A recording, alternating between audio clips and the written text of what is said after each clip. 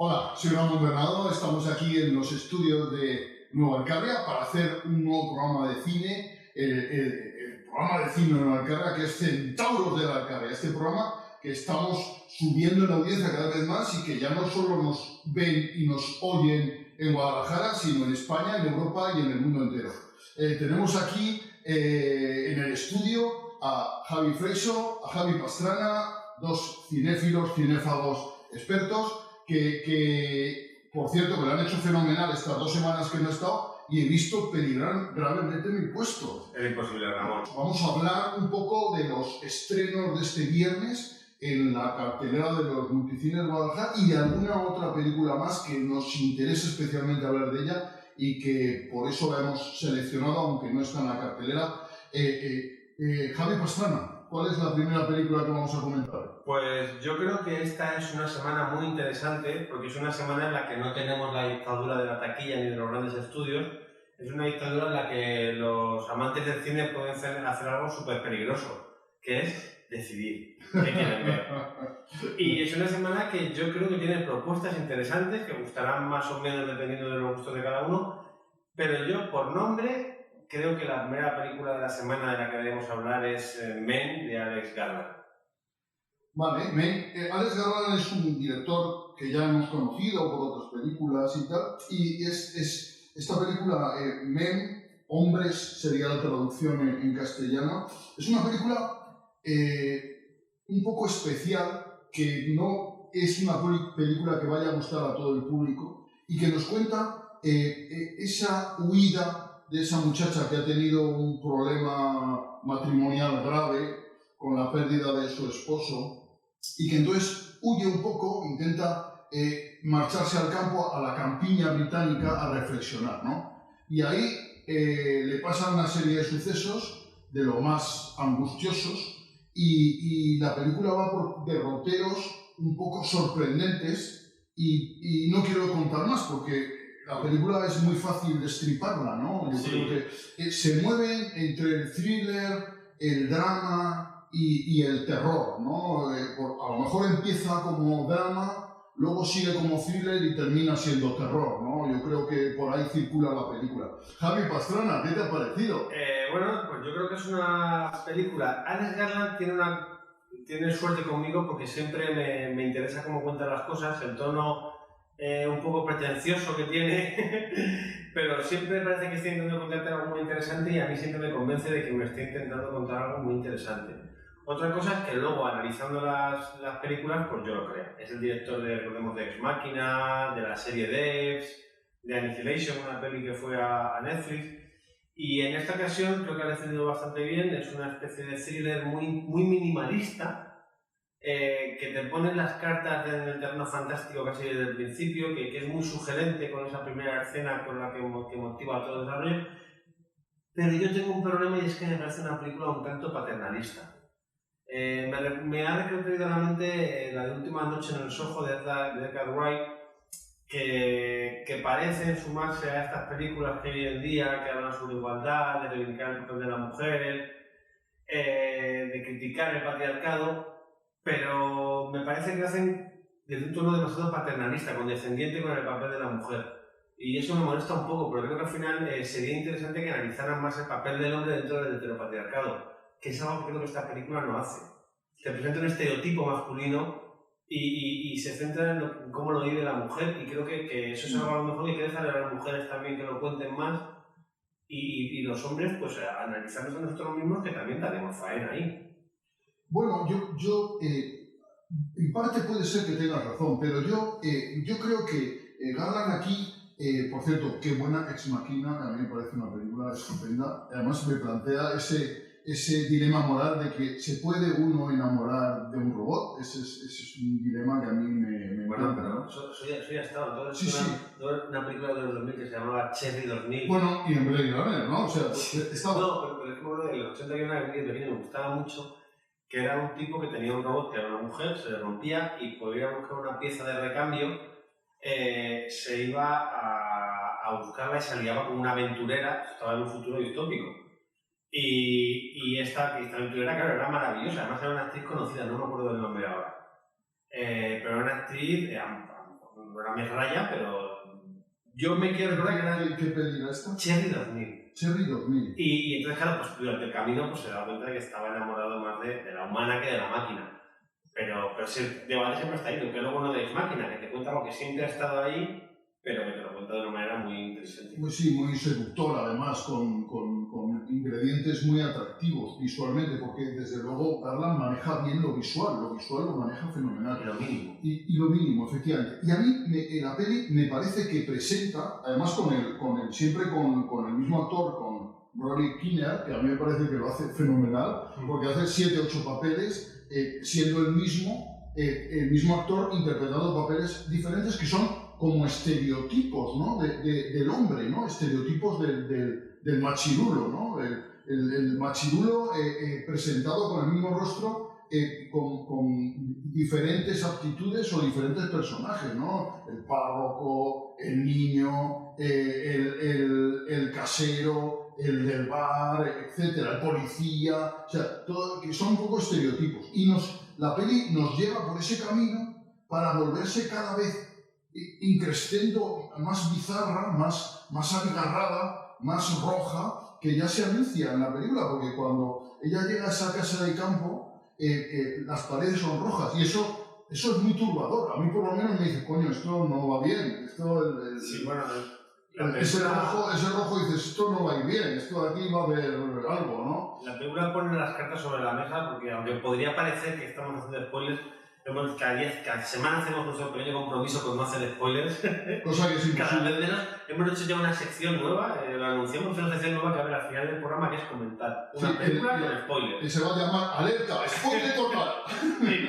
Que la vamos a dejar para el final. Entonces, en esta película es verdad lo que dices tú, que está a la vista desde el principio, que todos los personajes masculinos son uno. Y desde el principio te meten una muestra de tranquilidad con una primera escena de tensión que a mí me puso los pelos de punta, o sea, que está muy bien hecha. Luego, claro, Garland quiere viajar a sus lugares a los que él quiere viajar y, como dices, se va volviendo todo cada vez más bizarro. Yo diría que hasta desagradable, no sé si necesaria o innecesariamente. Hombre, hay imágenes en la película que no se olvidan. Esta película tiene ese sello en el que tú ves la película y has visto algo que no vas a olvidar, iba a decir en tu puta vida, pero no lo voy a decir, en tu vida no vas a olvidarlo nunca. O sea, porque son imágenes que se quedan aquí grabadas. Eso yo creo, y el rojo que es el color que yo creo que domina la película, aunque no está presente siempre, pero dices, esto va a ir a rojo, ¿no? Y efectivamente va a rojo. Y a mí, desde luego, visualmente me ha parecido muy atractiva. Y es una película que da para mucho, que es la típica película que da para comentar. Esta película es la típica de Cineclub, porque uno la ve, cada uno que la ve tiene su propia interpretación, sus propios aspectos que la han llamado más o menos, y a mí todo eso me parece como muy interesante, ¿no? Otra película que me trajo a la memoria fue Anticristo. Porque son películas que ocurren en un entorno reducido, con pocos personajes, y que al final te lanzan un porrillo de metáforas, te dejan un montón de ideas etéreas ahí. Sí, también tiene el punto ese sucio de imágenes también. Desagradables, te van a... Claro, porque esto hay que decirlo, almas sensibles... No. Y para niños, por supuesto, ¿no? Por favor, no llevéis a vuestros hijos a ver esta película, que saldrán traumatizados, lo recordarán toda la vida. Como mi hija me recuerda que yo la llevé a ver de pequeña a salvar al soldado Ryan. Lo recuerda siempre. Es lo que hay. Yo te lo agradeceré algún día. Pero sí, también, como dices tú, sabes, Garland, y formalmente es un director que yo creo que es impecable, súper interesante visualmente. Sí. Oye, a mí me interesa mucho también la protagonista, esta chica Harper, ¿no? Que está interpretada por Jessie Butler, que a mí me parece una actriz estupenda y que yo creo que está muy bien en la película, porque ella compone un personaje bastante realista, ¿no? Es un personaje que además durante la película se hurga en esa herida que tiene ella, ¿no? Que no vamos a desvelar cuál es, pero yo creo que todo eso es importante en la película y ella lo acoge bien, ella lo asume bien, ¿no? Yo creo que dentro de lo que te decía de que la película tiene un tono paternalista, desde mi punto de vista, el personaje ya sí creo que está más o menos bien construido porque no es no es una víctima de lo que le ha pasado, intenta ser un actor activo y sobreponerse a su dolor. Entonces, y de hecho, cuando alguien le dice esto has tenido tú la culpa, y ya dice, bueno, le dice, vete al carajo, ¿no? O sea que... es un personaje complejo, como decías tú, para mucho para hablar de esta película.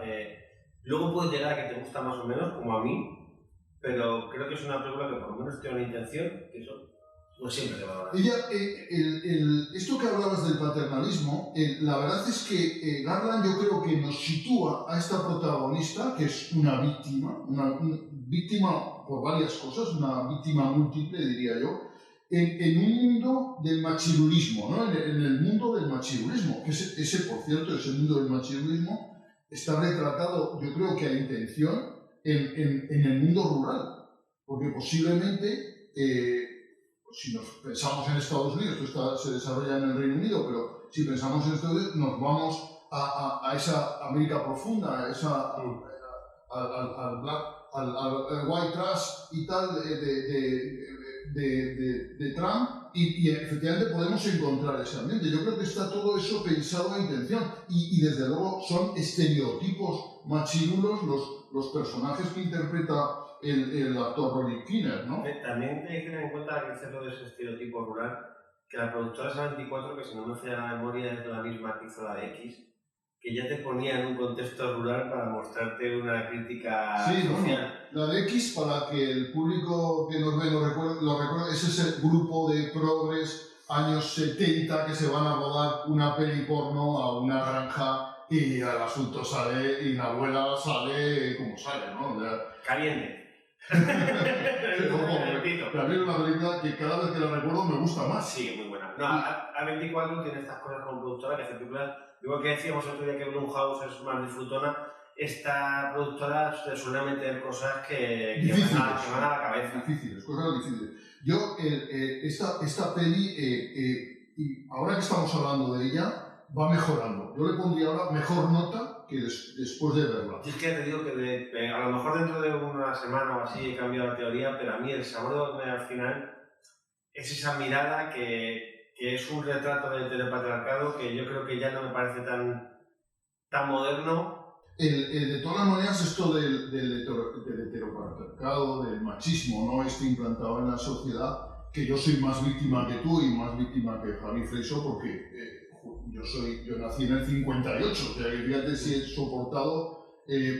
Es una cosa tan insertada en la sociedad, tan insertada en los hombres y también en las mujeres, que es una cosa que va a costar décadas superarlo. O sea, es una cosa que está ahí y yo, por ejemplo, que tengo una web de crítica de cine, pero de chistes también, hay una sección de chistes que se llama de hombres y mujeres, o de parejas, no sé cómo exactamente, y esos son todos chistes machirulos. O sea, porque, no me hago responsable, por supuesto, de los chistes que se publican. No me hago responsable de los chistes que subo a mi web. Pero están ahí, son representación de una sociedad, ¿no? O sea, que sí. Es terrible, ¿no? Todo lo que digo es terrible, pero es así. O sea, y claro, el conflicto del hombre de mi edad es que tiene que superar todos esos años de machirulismo social que ha sufrido también el hombre, ¿no? Estamos todos conforme andamos, nos va a cambiar el mundo que tenemos alrededor. O sea, para mí no ha habido nada como ver películas ambientadas en los 90, me viene a la mente la de las niñas, para que tú de repente, bueno, el documental de Locomía que acaban de poner. Sí, no lo he visto, ¿qué tal está? Fascinante. Sí, ¿está en Netflix? No, en Movistar. En Movistar. Para darte cuenta, para volver a mirar a una época en la que ya has vivido, mirarla con ojos de ahora y decir, atento. Si no te acuerdas que en Las Niñas hay una escena en la que aparece Paco Umbral, creo que es, haciendo bromas en un programa de televisión a niñas de 16 años, diciendo, póntelo, pónselo, en una cosa que parece aberrante y desproporcionada de hoy en día. Claro, vivimos en una sociedad que evoluciona, esas miradas, yo te digo... Camilo José Cela, yo me acuerdo de una entrevista, nuestro premio Nobel, en la que le preguntaron qué opinaba sobre la homosexualidad y contestó textualmente, yo me limito a no dar por el culo. Sí, o sea, una cosa súper elegante, ¿no? Y es un premio Nobel, o sea... Claro, no, bueno, que hay un análisis, pero que yo a lo que iba es eso, que me parece interesante que retratemos épocas pasadas con sus luces y sus sombras, porque si tú has evolucionado, vas a verla, habrá gente que las eche de menos, habrá gente... Nos vamos a retratar cada uno de cómo veíamos aquello, o lo que veamos que está fuera de contexto, o lo que no, pero analizar la situación de ahora y entrar en concreto a ese, pues yo echo de menos directores hombres que hablen sobre el sentimiento de los hombres fuera de los tópicos del cine actual, que hay un cine que se está haciendo, que me parece súper interesante, y Cia Boyain ya hizo hace no sé cuántos años, te doy mis ojos. Entonces, que haya gente que aún quiera transitar esos caminos me parece bien, pero yo echo de menos más autoanálisis realista, de verdad, yendo a las entrañas de nuestros propios miedos y debilidades, que es lo que no veo en el cine. Pero te sigo diciendo... Ya que sea la prueba de que rías. Que tú quieres, que te recomiendo que con Javi la hagáis los dos perfectamente y tal, y yo puedo ayudaros en la producción, pero esto es otra película. Bueno, vamos a otra película. Sí. Bueno, seguimos en Centauros de la Alcarria hablando de una película de Martin Campbell, un veterano director británico, que es La memoria de un asesino, Memory en su título en versión original. ¿Qué te ha parecido? Bueno, cuenta un poco de qué va, si te parece. Sí. Mira, pues esta película nos habla de un sicario, de un asesino a sueldo, ya un poco crepuscular, no un poco, bastante crepuscular, interpretado por Liam Neeson, que le viene al pelo el papel. Y la verdad es que Liam Neeson se le ve bastante desmejorado. Y en este último encargo, que ya no quiere hacer porque se quiere jubilar, le entran de pronto escrúpulos morales, ¿no? Y entonces deja de hacer uno de los asesinatos y eso desencadena el caos, ¿no? Por otro lado está la policía, que está investigando también a los asesinados por diversos delitos y ahí se genera ese conflicto en el que el sicario y la policía pues al final van a colaborar, ¿no? Igual he contado demasiado, ¿verdad? Sí. Es un thriller de estos que se supone con mucha acción, ¿no? Y yo voy a decir ya de antemano que es una película de viejunos, porque aquí los tres protagonistas, que son Liam Neeson, Guy Pearce, que por cierto ya lo vimos en Memento, Perdiendo la memoria, yo creo que es un homenaje, ¿no? a la película de Christopher Nolan, que a mí me parece muy sobrevalorada, y Mónica Bellucci, que también pasa de los 60, y bueno, es una película de viejunos, ¿no? O sea que, yo qué sé, no sé yo exactamente a qué público va enfocada. O sea, ¿tú la has visto, Javi Freiso? La he visto. ¿Y qué te ha parecido? Cuéntanos. A ver, yo a Martin Campbell le perdono ya todo porque hizo dos películas con las que yo crecí, que son las del Zorro. Pobrecillo, qué infancia, ¿eh?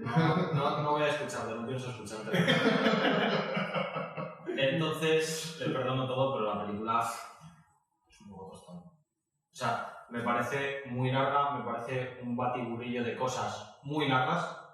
Y se me hace bastante pesada. Y mira que a mí Liam Neeson me gusta en muchas películas, pero es que se me hace larga, pesada... Es que aquí está muy desmejorado, Liam Neeson se le ve muy mal. Pero es que tampoco hay nada que me llame la atención desde aspectos técnicos o de dirección ni nada, es que no he encontrado cosas que... Bueno, pero Martin Campbell siempre se ha distinguido porque tampoco es un director que haga grandes alaracas, ¿no? Hace una dirección bastante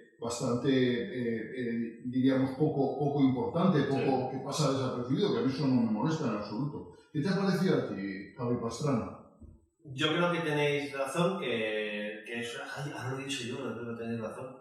Fíjate, es que es lo que pasa por dejarte para el final. Claro, te queda más de que me da razón. No, pero vamos a ver, vamos a establecer normas, no nos podemos dar la razón. Aquí venimos a polemizar. Ahora, esto es un programa polemista. Me ha parecido una maravilla de película que creo que es candidata a los Oscar. Bueno, vamos a discrepar totalmente. A ver, es verdad, a mí es una película que al principio creí que me iba a gustar más de lo que me gustó. Porque me parece... totalmente de acuerdo. Porque la presentación del personaje de Liam Neeson me gusta, la presentación del personaje de Guy Pearce me gusta mucho y me da un tono de película que yo creía que iba a ser más sucio, más realista, más de thriller visceral, y sin embargo, conforme pasa el metraje, pues Campbell vuelve a ser ese director de cine un poco palomitero, superficial, pierde la conexión con los personajes, el drama del personaje de Liam Neeson, que ha dicho que es un hombre que mayor, que se quiere retirar, también es un hombre que desde el principio nos dicen que está teniendo ya problemas de memoria, que desconfía de sí mismo. ¿Nos parece que la peli está repleta de tópicos? Que todo lo que ves son tópicos que ya hemos visto antiguamente en otras películas. Sí, pero es lo que decimos siempre. Los tópicos están ahí, como lo que decíamos antes con la de Mel. Yo decía, es que me suena lo mismo de siempre. Decía, bueno, ya, pero es que es una película. Vale, esta es igual, está repleta de tópicos, pero el problema es que tú puedes hacer una película a base de tópicos, pero te tiene que funcionar la mezcla. Claro. Y aquí hay una mezcla que no funciona. El personaje de Liam Neeson, que es un personaje que está en decadencia, se convierte... A mí al final lo que más me interesa de la película es un poco el discurso, el subtexto que tiene, el discurso moral que tiene, que es un discurso de que como los outsiders, ya sea porque vienen de un país como México o porque son asesinos que han visto de todo, son los que más arraigados tienen su sentido de justicia que el policía occidental, que por muy buenas intenciones que tenga, vive en cierto... Bueno, el policía o los policías, el sistema occidental, que vive en cierta doble moral y que es incapaz de afrontar una realidad de justicia, de que hay que hacer justicia más allá de lo legal. A mí me encanta que puedas ver en una película algo que la película no tiene. O sea, me encanta, de verdad. Sí, no tiene, pero tendría que hacer spoilers. No, vamos a ver. Tendría que hacer spoilers. Yo creo que la película no tiene ninguna de esas pretensiones. La pretensión de Martin Campbell es contar una historia llena de tópicos que tenga taquilla, que tenga público. Y para eso se equivoca, porque nos coge personajes, hombre, por favor, decir, el último trabajo del sicario, que eso cuántas veces lo mismo, eso es la historia de siempre, ¿no? Sí, o sea, pero... el policía el día antes de jubilarse, ¿no? Sí, pero tú, acuérdate, en La Confidencia era una película que estaba llena de tópicos. Sí. Pero que bien funciona La Confidencia. Sí, funciona. Yo no soy muy de La Confidencia, o sea, pero sí, bueno, claro, no hay perfecto. Pero Memento, por ejemplo, que es una película que trata también el tema de la memoria, trata de manera mucho más seria. Es que yo... Pero, son películas totalmente diferentes. Pero yo pienso que para mí el fallo de esta película es que el tema de la memoria al final se convierte en una cosa que pasaba por allí. Nada, sí. Podía ser a veces, podía haber tenido un problema con la memoria o podía haberle gustado Rosa. Es una tontuna que se pone pues, para dar un poco de intriga en ciertos momentos de la película, ¿no? Porque en realidad no es... Sí, ¿qué decías tú antes? Un tío entra al coche y no se acuerda dónde dejó la llave del coche. Bueno, eso me pasa a mí. Yo soy de los que cuando iba a la universidad aparcaba el coche y no me acordaba dónde lo había dejado. Tenía que recorrer medio campus para encontrar el vehículo, pero lo había dejado seguro encima de una acera mal aparcado. Pero o sea, que me cuente eso no me atrae nada. Sí, yo estoy de acuerdo en eso. O sea, yo estoy de acuerdo en el hecho que la película se me desinfla. Pero sí que veo un subtexto a través del uso de los personajes que para explicarlo debería caer en spoilers. Y no vamos a hacerlos. Y entonces no quiero hacerlos, pero hay un uso de los personajes, una representación, unas funciones que realizan al final cada personaje, que dentro de lo que sea o no sea un tópico, sí que creo que tiene una intención, que no ha llegado a un puerto, que no funciona del todo, que es un tópico más, pero... Al final el personaje casi más interesante es el del policía mexicano. Es un personaje que tiene una entidad y una función, y de hecho todo el grupo, que es una de las cosas que me decepciona, todo el grupo de investigadores que están en torno a Guy Pearce son interesantes, no solo el policía mexicano, también la otra policía me parece un personaje interesante, que está poco y mal explotado. Sí. Y el personaje de Guy Pearce es un personaje muy interesante, que está poco y mal explotado y que en cierto momento de la película cae en otro topicazo espectacular. Bueno, y a mí estas películas que tienen cierto tono moralista, pero resulta que es una moral de lo más espuria, porque de pronto redimir al sicario que ha estado matando gente durante toda su vida porque no quiere matar a una persona en concreto, no voy a decirlo por no hacer demasiado spoiler, y eso parece que le redime, que le vuelve un tío moral. A mí de verdad me pone un poco loco la cabeza. O sea, que de pronto vamos a redimir al asesino de toda la vida porque un día tiene escrúpulos. Sí, y encima va a ser el que nos venga a dar la charla sobre la justicia. Sí, claro, por que favor. que yo son cosas que entiendo como dentro de que la película sí que tiene un discurso. Y bueno, también te digo, no es de lo peor que he visto en cine de acción, no es de lo peor que he visto. Porque hay muchas cosas peores, sí, claro. No me parece Hombre, tampoco una mala elección. La misma película de Martin Campbell, la anterior, La Protegida, eso era, vamos, Vale, ¿no? bueno, eso era que te mueres. Es que Martin Campbell ha alternado lo peor con lo... También es director de Casino Royale, creo. Sí, ha hecho algún Bond. GoldenEye, creo, y Casino Royale. Sí, no sé yo exactamente cuál es, pero... También, bueno, que es capaz de lo mejor y de lo peor de este señor. Hay que decir que Guy Pearce, Mónica Bellucci y Liam Neeson cumplen de sobra con el papel que tienen asignado. Yo creo que es una película que yo podría recomendar si a alguien le gustan los cines de acción, te gusta ir al cine todas las semanas. La película eso tiene una intención fallida, tiene unos elementos que no acaban de cojar, que yo creo que es también un poco por lo que decías tú antes, que es una película que ha tenido muchas versiones, que son muchas adaptaciones, y yo creo que en el proceso, una coreana hemos dicho, una francesa... Hay una coreana, una francesa, y aquí teóricamente esta está basada en la versión francesa, que además el título era igual, o sea... Es que tú fíjate al final, la broma le va a quedar al final, que una película que se llama La memoria del asesino, menos importa la memoria del asesino.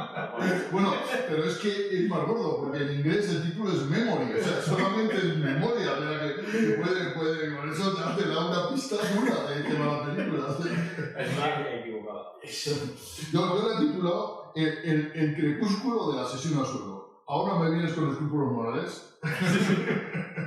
Vamos a hacer la sección que a veces parece ya, pero a ellos les gusta.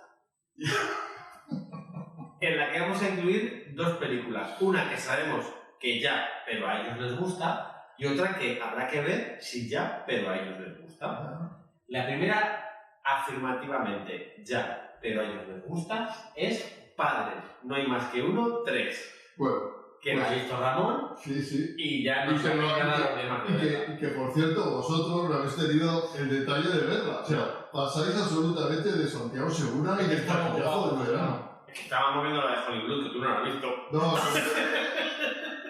¿vale? O sea, no te hagas la víctima. Una cosa por otra. Bueno, voy a intentar ser breve. Santiago Segura hace la comedia navideña del verano que viene a levantar las taquillas, ¿no? Porque la verdad es que hay que agradecerle a Santiago Segura que haga películas como esta, en la que atrae público al cine y ha recaudado más de 3 millones de euros en menos de una semana. O sea que en la película más taquillera del año, con ventaja. Ha recaudado más que las dos anteriores, que las dos precuelas anteriores. Padre no hay más que uno, la 2 que sería La llegada de la suegra, y la tercera que es esta, ¿no? Que no tiene subtítulo ni falta que le hace, ¿no?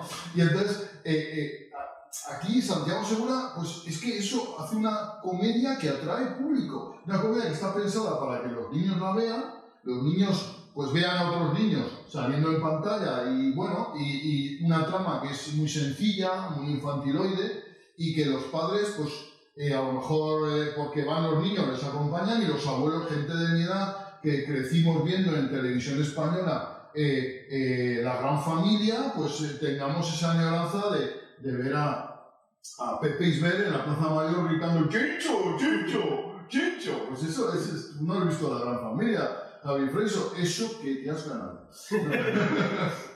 Bueno, a mí La Gran Familia forma parte de mi infancia. Y aquí, claramente, Santiago Segura homenajea, ¿no?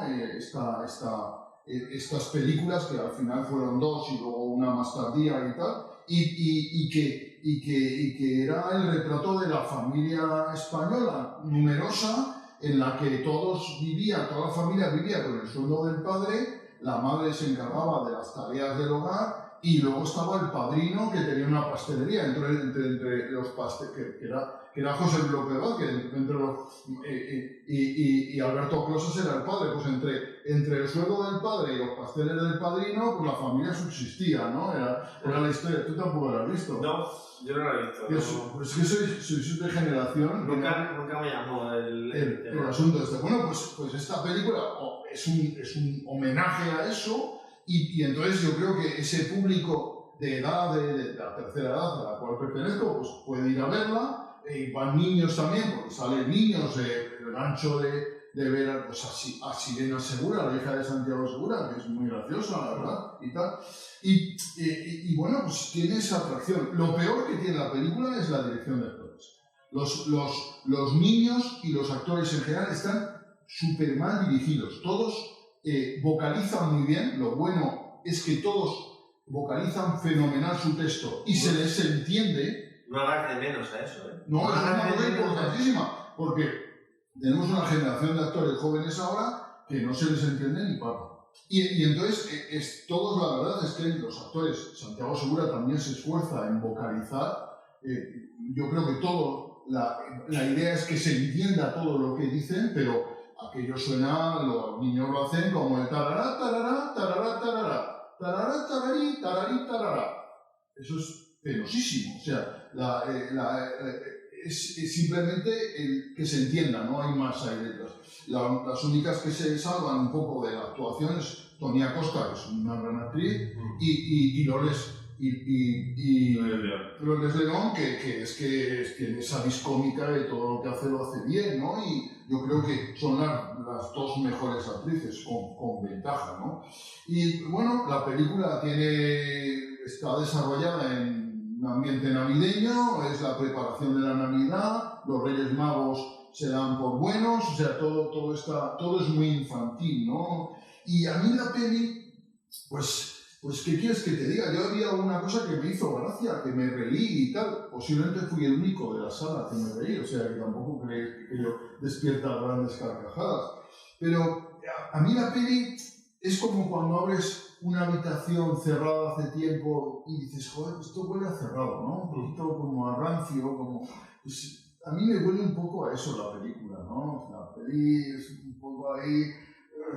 que hay que tragarla, ¿no? Y luego hay un actor que sale que es Diego Arroba, el Cejas, que yo no lo conocía, pero he visto que se hizo... No es actor. Actor es youtuber algo. Se hizo famoso por un programa, ¿no? De un talent de estos o... No, por TikTok. Por TikTok. Porque hace vídeos de estos de visa en Instagram y poco más. Sí, pues yo creo que podría ser el ganador este año a peor actor del año. Por encima de Nicolas Cage. Español, por encima de Nicolas Cage no, pero en el ranking español está muy arriba, o sea que le veo muy fuerte en ese puesto, al Cejas y tal. Y bueno, la peli tiene un tono casposo a mi modo de ver, pero bueno, ¿qué quieres que te diga? Este es el cine español, lo pongo entre comillas, que gusta al público, o sea que... Ya, pero a ellos les gusta. Sí, claro. O sea, la pregunta que me hago es si no habrá también detrás de ese éxito cierta estrategia de distribución o como sea eso, porque no sé en cuántos cines se habrá estrenado esto. Pues en muchísimos, porque mira, Santiago Segura una cosa que hace fenomenal es vender bien sus películas, porque hace casi una campaña de promoción puerta a puerta, porque va a todas las televisiones. Luego hay que decir que está Antena 3 detrás de ella, también está Amazon Prime detrás de ella, o sea que va a tener multidifusión en otras pantallas, en otros medios. Y bueno, Antena 3 y Telecinco promocionan sus películas a tope, eso está claro, y hacen una campaña estupenda. Pero Santiago Segura toma un especial interés y va a todas las entrevistas, todas las televisiones, todo intenta y vende muy bien su película, la vende como cine familiar, dice aquello, yo he oído varias entrevistas de él, repite las cosas en los diferentes medios más o menos lo mismo y va diciendo que es la película que a él le gustaría ver, que ha hecho la película. Y él, esto es un cine que no tiene pretensiones de autor, porque en la película no hay ni un solo detalle, ni uno solo, que digas qué buena dirección, ¿no? o qué plano más bien, no, es una película de trámite rodada de manera habitual, diríamos, una película sin pretensiones a nivel artístico nulas y que tiene, a mi modo de ver, un defecto grandísimo que me olvidaba de mencionar, es que tiene música continuamente. O sea, los diálogos están subrayados siempre con música de esta un poco orquestal de fondo, ahí que intenta ahí como dar un tono humorístico a lo que se va diciendo, que generalmente no tiene gracia, claro, forzar un poco, y que a mí me molesta una barbaridad, porque yo soy de los que cuando veo una película no me entero de la música, a no ser que sea muy buena o a no ser que sea un horror. Porque yo soy de los que no presto atención a eso, salvo que me llame la atención y me parezca una cosa importante o que desentone o que me esté subrayando algo que veo innecesario. Si no, no me entero. Y de esta película sufro la música durante todo el metraje. Yo lo que creo que Santiago Segura aprovecha bien dos cosas. Una es que hay poco producto familiar, descaradamente familiar, que tenga este tipo de humor castizo, que al final vivimos en un país en el que aquí no hay quien viva, yo no lo he visto nunca, pero lleva años en la antena echándose, y yo creo que no está muy alejado de su humor de... ¿Aida cuántas temporadas tuvo? ¿14? Sí, pero tiene su humor que cuidado, que no es que seamos más tontos. Yo creo que en todos los países tienen su humor... Los franceses nos colocan comedias, claro, ojo, que cuidado, que no tienen gracia. Que no tienen gracia, bueno, y que a lo mejor habría que quemarlas en una hoguera, ¿no? Claro, y tendrán sus series peores que eso. Y los ingleses igual. Seguro. Entonces, él representa un sector de la población que yo creo que no tiene ese producto en los cines, que puede hacerlo. Y luego creo que hace muy bien una cosa que yo creo que son estrenos muy masivos, que hace que solo en un fin de semana recuperes mucho dinero. Pues fíjate, yo aun con todo lo que he dicho, que me reafirmo en todo, pues yo no es una película que suspenda. Yo le he puesto, ya sabes que yo pongo nota en mi blog holasorama.com, siempre pongo nota con decimales, yo le he puesto un 5,00, no 00 la intención, y le pongo un 5 porque es una película que va a llevar público a las salas. O sea, que lleva gente al cine, y eso es bueno para la subsistencia del cine y para que otras películas puedan seguir viéndose en las pantallas grandes. O sea, que yo le agradezco a Santiago Segura que haga esta película. Y muchas personas que a lo mejor no habían ido desde antes de la pandemia al cine, pues ahora van y ven, y los niños ven el cartel de los niños y dicen, pues queremos ir a ver esta, y vuelven otro día y ven los Minions, o ven Thor, o ven incluso una película que les pueda atraer, más de cine de autor. O sea, que yo creo que esto es bueno. O sea, es bueno que haya películas así que arrastren público a las salas. O sea, yo a Santiago Segura esto se lo agradezco, ¿no? O sea, que independientemente de que su película no puedo hablar alabanzas de ella más que lo que digo. Seguimos con películas, estrenos de este fin de semana, y vais a hablarme, porque yo no la he visto, de una película que habéis visto los dos y que creo que os ha impresionado. Es la segunda película del ya, pero a ellos les gusta, pero de interrogación esta, que sería Hollywood. Hollywood, Javi, ¿qué te ha parecido Hollywood? Me dejan a mí... Sí. Hollywood, que es una película española. Sí, es una producción española, a pesar de ese título que yo pensaba, ese título me suena a mí a Blumhouse, eso me suena ahí a norteamericano. A ver, a mí me da pena decirlo. Lo primero por ser una película española, lo segundo por ser yo español. Creo que es la peor película del año. Y hay muchas que no he visto, pero es que no me gustó. Pero, a ver, no me da, porque sin entrar en demasiados spoilers, partiendo de que la historia me parece mala, siguiendo porque los actores me parecen peores. Y es que es complicado porque al final Óscar Casas pues es un actor que le he visto hacer cosas buenas. La serie esta que creo que se llama Instinto, que es de Movistar, hace un papel ahí, creo que es de chico con Asperger o autismo, que es impresionante el tío. Óscar Casas es hermano de Mario. Sí. ¿Es el hermano listo o el hermano tonto de Mario? No sé, pero le ponen en todas las películas de tonto.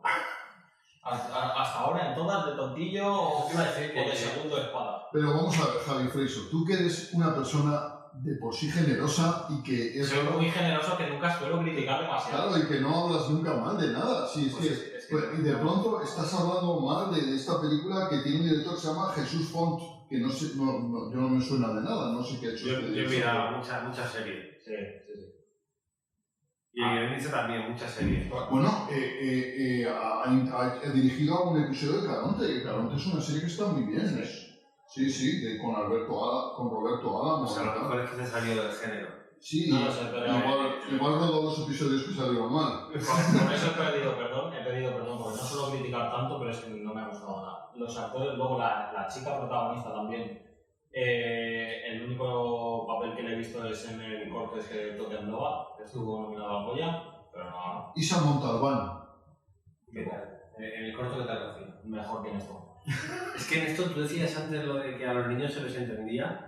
Yo en esta película, a ella y al pasas. Es que decía, pero ¿qué están diciendo? O sea, no conseguía... A ver, voy a intentar asumir un poco el papel de Javi. Creo que la película tiene algún chiste que funciona con el padre, ¿no? O sea, que vas a jugar a Poliwell. No. Y nunca mejor dicho. O sea, no es que tenga... Por cierto, inciso, vengo con esto no por postureo, sino porque me la ha regalado un seguidor del programa y gran amigo, que además tuvo la oportunidad de conocer a Ramón, y nos ha regalado estas camisetas a mí y a mi hijo, que lleva 3 días con la camiseta de la Policía Nacional puesta. Y ya he tenido que obligarla a quitársela porque ya olía mucho. ¿Y qué le has puesto la Guardia Civil? Todavía no tenemos. Si quieren enviarla a alguien, pues la poli verde. Si algún amigo seguidor del programa Guardia Civil nos manda camisetas para los 3, nosotros nos ponemos la camiseta de la Guardia Civil con mucho honor además y hacemos un programa verde. Estaría bien tener... no podemos verde. No podemos verde, es verdad. Pero si alguna camiseta de la Guardia Civil que no sea verde, nos la ponemos. Retomando con lo que estabas diciendo. Sí. No hay ningún chiste gracioso, lo único que te lo levanta Jordi Sánchez. Bueno, pero que al final es que es un problema de tono de la película que el director coge y yo no sé a quién va a dirigir a la película. Es que cuando empecé dije, bueno, a lo mejor para niños de 11 años, pero luego hay chistes que no suben de tono. Fijaros que Final Affinity dice que en el género dice que es romance, comedia, fantástico, comedia romántica, vampiro, sobrenatural. O sea que coge mucho género, ¿no? Es totalmente cierto. Es todo eso, pero todos mal. Todo mal, y todo mal. Yo no sé, no me siento capacitado para... O sea, yo sé que, por ejemplo, con los niños diría, pues vayan a verla con sus hijos, les gustará. Con la Inelia, vayan a verla con sus hijos, les gustará. Con Padre Más que 1 o 3, no sé. Pero hay cine infantil o adolescente que creo que puedes ir a ver como adulto y decir, bueno, pues te puedes sonorizar con algo. En esta película... he aprendido lo que es la relatividad del tiempo. Porque dura 1 hora 27 minutos. Que es la más corta de y es como que... Pero ¿cuándo coño se acaba? Es la más corta de todas las que hemos visto y es la que más larga se hace. Cada vez que encima tiene otra vez estas cosas del humor casposo, ¿no? El matón de buen corazón, el típico bullying de este tío que ya debería... Ese personaje no tiene concepto de la redención, ¿no? ¿Cómo puede que viene un tío que lo que se dedica es a pegar gente y que encima es detestable y al final parece que me lo quieren vender como bueno?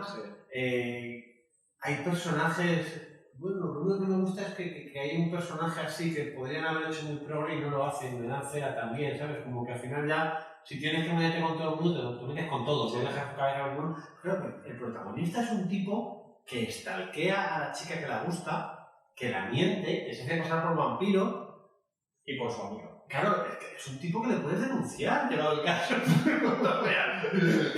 Comete varios supuestos delictivos, ¿no? Varias cosas que te voy a decir. Pues chicas, si alguien hace esto por vosotros, no, te has puesto la camiseta y te has metido en el personaje, De pronto ves ahí supuestos delictivos. Es que la stalkea totalmente, o sea, hay un acosador en toda regla. y miente, y vamos, como, pero este personaje no me lo puedes... Que a lo mejor me vendes mejor la comedia, me vendes mejor el momento de comedia fantástica y tal, y vale, pero es que además te dices una cosa que es una película en la que incluso creo que con los efectos especiales han dicho algo mal.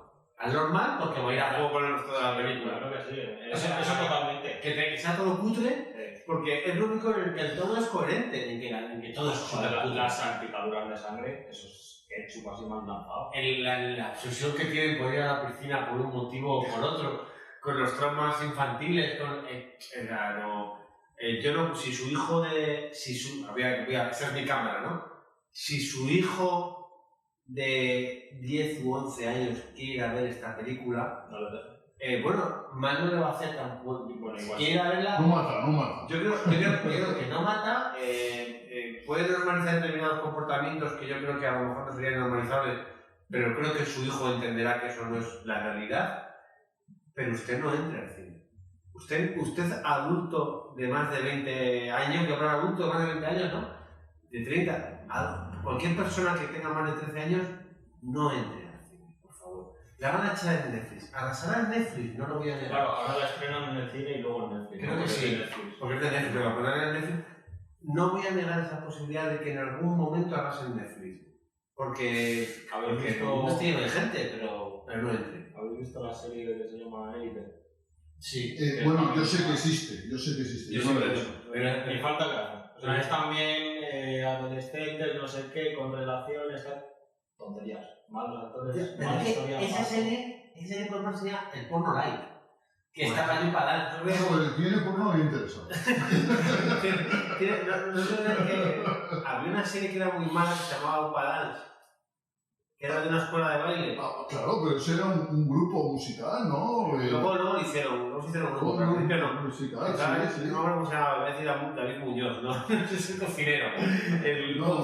Sí. Y esa serie lo que tenía, había mucha gente que la veía porque de vez en cuando había escenas en vestuarios comunales y se veía con una teteja por ahí, pues ya está. Élite juega un poco a eso, de vez en cuando había un poquito aquí de carnaza y tal. Sí, porque es lo único que hay. Es lamentable, pero bueno, con un público adolescente de 15 para arriba te puede funcionar. De 15 para 16 como mucho, entonces. De 15 para 15 y medio. Yo tengo 21, esa serie la he visto con 19 con 20 y es que era igual de horrorosa que ahora. Yo padre la veía con 18 y me parecía horrible aquello. Pero bueno, pero ¿qué dices? Bueno, pues tiene este gancho, o sea que tiene una coherencia, un tono la serie, aunque no me funcione, tiene un tono. Pero es que esta serie, sí, que me preguntas, ¿para quién es? Y te digo, no sé. Bueno, no pues yo querría leer algo que en Film Infinity habla, pone la crítica, menciona la crítica de Sergio F. Pinilla, de Cinemanía, y voy a leer textualmente, ¿vale? Inesperadamente divertida, de adolescentes para adolescentes. Acierta al apostar por el desparpajo argumental y visual. Las risas y las sorpresas abundan. Puntuación 3 estrellas y media sobre 5. Pues ole tu pavo. Ole, ¿a él le ha gustado? Pues le ha gustado, ¿no? Lo siento mucho, tío. Si a él le ha gustado, le ha gustado. Si es que estas cosas son... Yo no puedo... Digo que yo con el hombre este, ¿cómo se llama? Con el Jordi Sánchez, yo me eché una risas alguna cosa ahí. Pero la sensación fue de vergüenza ajena mayoritariamente. Y de necesidad que Entonces, yo que soy una persona sensible, veo esta película, pierdo 1 hora y 27 minutos en ver esta película. Tú que eres una persona, creo que yo te recomendaría que la vieras solo por lo mucho que ibas a disfrutar destrozándola después. Luego te sentamos aquí la semana que viene para que le des cena. La voy a ver. No hay nada mejor para un crítico de cine que ver una película mala, porque luego eso es súper divertido, hacer la crítica, destrozarla es súper divertido. Vamos a ser positivos, no está al nivel de David Pinillo, que por lo que se ve a lo mejor había tomado alguna sustancia previa a la película. O no. O simplemente es un vampiro. O simplemente es un vampiro adolescente. Pero sí tiene algún chiste que hace gracia. Hay alguna cosa que podría haber sido, y hay algún personaje como el del padre y el de la amiga discapacitada. Yo creo que eso me interesa un poco. Sí, ¿verdad? Está muy cerca de una fuga de cerebros. El personaje está muy cerca de una fuga de cerebros. Yo creo que toma. Entonces, no renunciaré a que tengas un mercado estable. Yo quería que habláramos de una película que casi os he obligado a ver, que es Pig, que es una película de un director novel, que es Michael Sarnowski, y que el atractivo es una película que no está en la cartelera de los multicines de Guadalajara, que habrá llegado a muy pocos cines en España, y que es una película que protagoniza Nicolas Cage. Y ya una película que protagoniza Nicolas Cage ya tiene de por sí interés. Esta película además fue a Sitges y no tuvo malas críticas, no tuvo mala acogida en Sitges. Ramón, te voy a decir una cosa. De todas las que hemos hablado hoy, La mejor, es la mejor. sin duda. Y mira que yo soy... Vamos, que no me gusta. Bueno, pues ahora después de oír esas palabras, espero vuestro agradecimiento profundo por haberos casi obligado a verlo. Gracias, Ramón. Nada. Yo soy así, generoso. Entonces, mira, bueno, yo cómo he subtitulado esta película. Pues es Mi cerdo me lo robaron anoche cuando dormía. ¿Dónde estará mi cerdo? ¿Dónde estará mi cerdo? Y la película de eso, ¿va? De un Nicolas Cage, contenido dentro de que pone la misma cara durante toda la película. Pero pone una cara muy intensa, muy intensa. Es como si tuviera un problema digestivo grave. ¿Me explico? Como si tuviera un estreñimiento de varios días, o algo colónico, no sé exactamente. Pero la misma cara, pero le roban la cerda. Y para él es una cerda trufera que tiene sobre todo, como se ve a lo largo de la película, como esta película nadie la va a ver, podemos hacer spoiler tranquilamente. Vamos ya, entramos en la sección spoiler, ¿no? ¡Alerta spoiler! ¡Alerta spoiler! Pero no spoiler normal y corriente, ¡spoiler total! ¡Alerta spoiler total! Bueno, pues Pi le roban la cerda trofera. Nicolas Cage vive en una cabaña apartado del mundo guarro. Lleva una camisa de estas que son camiseta, pantalón, estos con calzoncillos marianos, de estos de toda la vida, que está ennegrecida y por la roña de tiempo, ¿no? Y encima durante la película pues le van pegando sucesivamente, va sangrando, va guarreándose y él no tiene el detalle más que al final de la película de lavarse la cara. Y todo eso compone muy bien. A mí la peli me ha gustado mucho, lo voy a decir, porque compone muy bien la idea del personaje, ¿no? O sea, y va aportando sorpresas durante la película que a mí me han interesado. Javi Freixo, por favor, tu opinión. A mí me ha gustado. Es Nicolas Cage, ya sabéis que no tengo mucho fanatismo por él, pero me ha gustado, me ha interesado cómo han presentado su personaje. Me parece que lo ha interpretado bien, además. Y creo que, a ver, la historia tampoco es que sea una locura, le han robado la cerda y busca la cerda, y poco más. El final se me cae un poco, pero sobre todo me gusta bastante, para ser también un director novel, como habéis dicho, que me gusta cómo está dirigida, y me gusta el ambiente y la atmósfera que te crea. O sea, te crea una atmósfera un poco de cine fantástico. Con ese submundo, le da un hálito mágico, místico al mundo de la cocina y al submundo de la cocina. Pero claro, esta película hay que decirlo. Bueno, yo me voy a hacer la apuesta más gorda.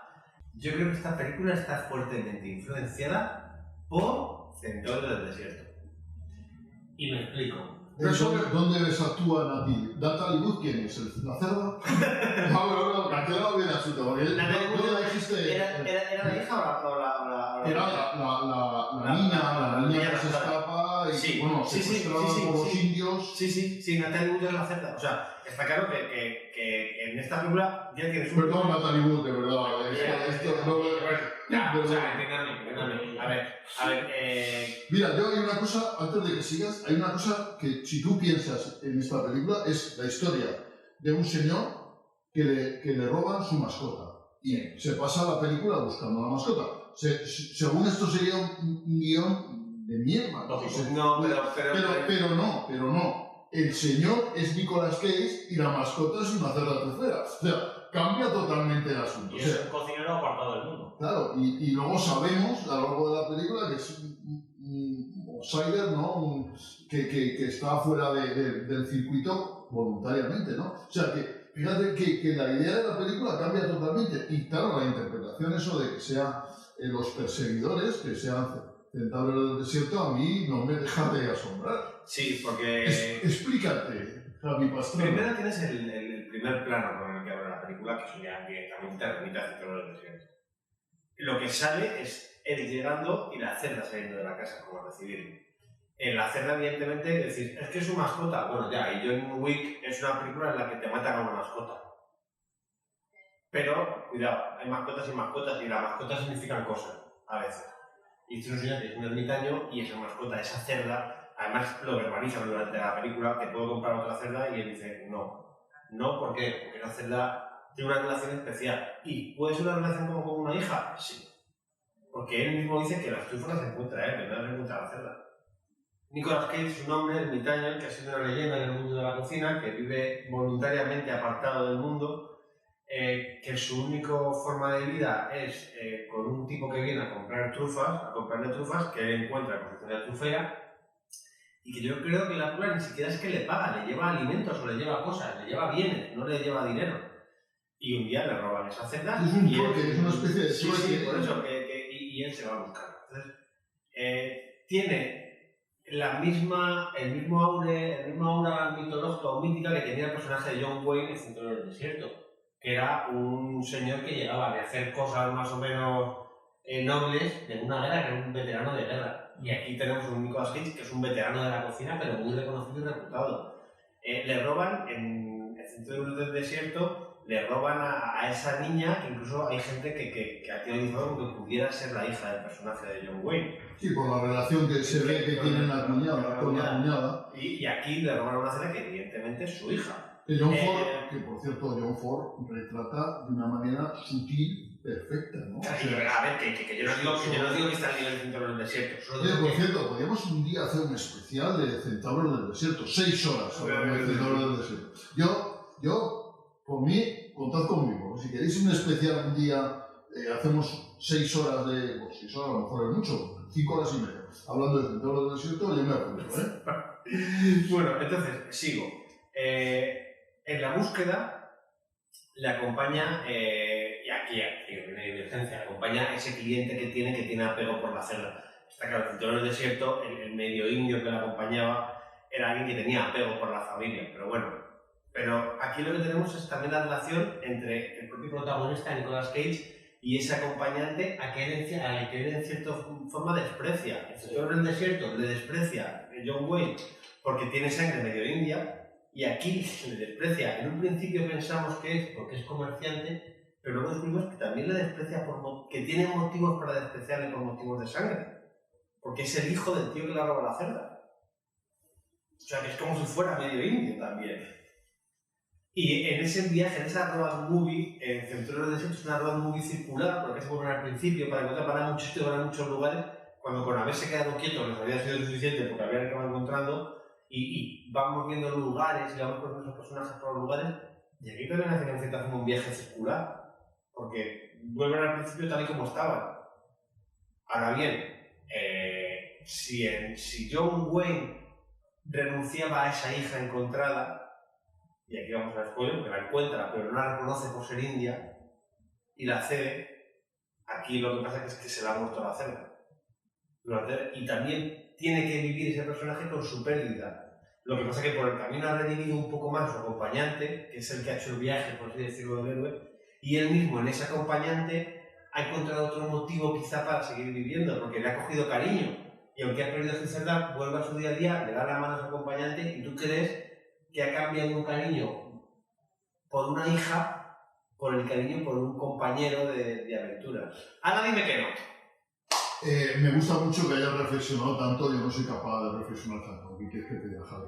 Pero hay una cosa que a mí en la película me gusta mucho, ¿no? Es porque tú, conociendo a Nicolas Cage, piensas que va a haber algún momento donde se va a desatar la ira, ¿no? Donde va a haber sangre, o sea, va a haber hemoglobina, va a haber mucha violencia, ¿no? Porque casi la peli te va llevando a pensar que eso va a suceder, ¿no? Y porque es Nicolas Cage. O sea que posiblemente con otro actor a lo mejor no lo pensabas, pero con Nicolas Cage estás esperando eso, ¿no? Y a mí esa idea me gusta mucho. O sea, esa idea de esperar la violencia, que luego va, que no llega, luego va y no llega. Pero esa idea me gusta mucho, ¿no? Porque te va creando un clima, una tensión que luego es curioso que cuando no llega no te decepciona, no pasa nada, no sé, te adaptas, ¿no? Diríamos, a la situación. A mí eso me atrae Sí, de la película. yo creo que es una película en la que yo diría que Nicolas Cage está bien, hace una buena interpretación,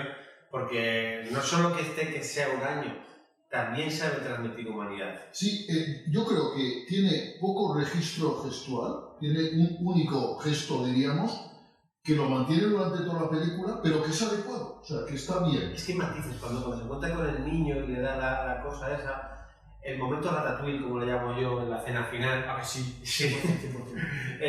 Creo que transmite que es muy difícil que siga siendo el mismo receptor, pero que haya matices cuando se reencuentra con gente de su pasado, cuando se va a ese submundo de peleas y escribe quién es. Creo que hay momentos en los que él brilla bastante, aunque el tono de la película corre el riesgo, por poner alguna pega, de resultar excesivamente monótono y el clímax no termina de explotarlo a tope, te lo deja ahí, te llega, te das cuenta de cómo él a través de la cocina es capaz de tocar a la gente, de la grandeza de ese personaje que ha tenido. Eso, no es una cosa bestial, pero es una cosa muy sugerente, muy mágica. El momento Ratatouille, que lo has definido muy bien, porque además yo vi hace poco Ratatouille, la volví a ver con mis nietos hace poco, y efectivamente ese momento que hay en la película es grabado, ¿no? Yo creo que incluso es un homenaje, ¿no? O sea, porque es una comida que te vuelva a ese momento de felicidad que se disfrutó en aquella ocasión, ¿no? Es una cosa. En el caso de Ratatouille volví a la infancia de ese crítico gastronómico, y aquí vuelve a ese momento de felicidad de esa pareja que fue único, ¿no? Que son dos personas también, además, o sea, tanto el protagonista como el antagonista son dos personas marcadas por una tragedia en cuanto a su vida de pareja. Bueno, pues vamos a llegar a la fase final del programa. Yo creo que esta fase que vamos a dar ya por, diríamos, como tradición, como ya parte importante del esquema del programa, que es hablar de una película que ya se estrenó la semana anterior o varias semanas antes, y hartarnos de hacer spoilers, ya sin ton ni son, sin orden ni concierto. Sería alerta spoiler total. Y esta película que vamos a hacer spoiler es Thor, Love and Thunder, que yo he visto más tarde por motivo de mis vacaciones, y que la tengo muy reciente, y vosotros ya visteis en su momento en el estreno, ¿no? Y que bueno, y que a mí es una película, bueno, que habla de Thor y de cómo es una película compleja de explicar el argumento, porque pasan tantas cosas, y bueno, explica un poco la película, y se inicia explicando un poco la vida de Thor y cómo ha llegado este dios a esta situación, y su relación con una anterior pareja, que es Jane Foster, y cómo esta muchacha, por designios divinos, consigue restituir el martillo roto de Thor y ocupar, en cierto modo, su papel, ¿no? Su papel de superheroína en la historia, ¿no? La peli se mueve mucho en la comedia, aunque también tiene momentos dramáticos, momentos solemnes, pero se mueve mucho en la comedia. A mí me encanta el principio de la película, con ese nuevo Asgard convertido en parque temático de atracciones, con ese Matt Damon haciendo esa comedieta, ¿no? Que es que a mí eso me parece maravilloso, que ya salía en Asgard. Ragnarok. La acabo de ver, por cierto, con mis nietos, y me ha gustado mucho, no la recordaba bien, y la peli es estupenda. En esta el director es Taika Waititi, que es un director australiano que salvó la anterior producción, la de Ragnarok, porque cogió la película a mitad de su filmación y le dio el tono humorístico y salvó, yo creo que la saga de Thor la salvó, y aquí le han dejado mano libre para que use ese humor que autoparodia mucho al propio Thor, Sí. Se ríe totalmente de él, y se ríe también un poco de las películas de acción, y se ríe sobre todo de los dioses. yo me acuerdo que decía que era una película atea y efectivamente le da duro a los dioses, les da duro, ¿no? O sea que... Pero también le da duro a la visión que como humanos tenemos de los dioses. Claro. O sea, la película te lanza un mensaje de no esperes que venga ningún dios a salvarte. En todo caso, lo que tienes que hacer es tenerle manía a los dioses porque no van a venir. Ese primer dios es definitorio, ¿no? El primero que aparece cuando muere la hija de Christian Bale. Te está definiendo, creo yo, la visión que tiene el director sobre el cine, porque luego, pues hablando con Javi, coincidíamos en que Thor era más humano que Dios. O sea, la película trata a un Thor que es muy humano, que le llaman Dios, pero su padre era un Dios. Su padre, el que tenía a Hela, el que conquistó el mundo a base de sangre y fuego, ese era un Dios. Los 5 universos, ¿no? Sí, claro, esto es otra cosa. Entonces, yo creo que ahí se nota que la visión que tiene Taika Waititi de un tío que yo creo que pega bastante con su visión moral y social de la vida. Yo creo que no sé si os parece que a lo mejor que se ha pasado con el humor en esta entrega, ¿no? Que es una cosa de debate. A mí es que me gustó bastante, también coincido con Ramón. A mí no me parece que se pase el humor, yo me lo pasé muy bien. Además es que el tono este humorístico, lo único que puede salvar al cine de superhéroes es el humor, eso lo tengo yo clarísimo. Bueno, yo creo que puede salvarle el apostar más claramente por los géneros.